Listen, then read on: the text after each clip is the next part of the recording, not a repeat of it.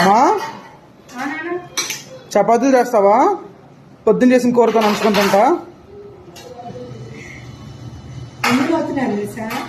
పొద్దున్న చేసిన కూర నచ్చిందని చెప్పి అందరూ పల్లెల్లో పెట్టుకుని ఉట్టి తినేసారు. ఇగో 2 ముక్కలు మిగిలి, మరి వీటిలో హాఫ్ చపాతీకి వస్తుంది.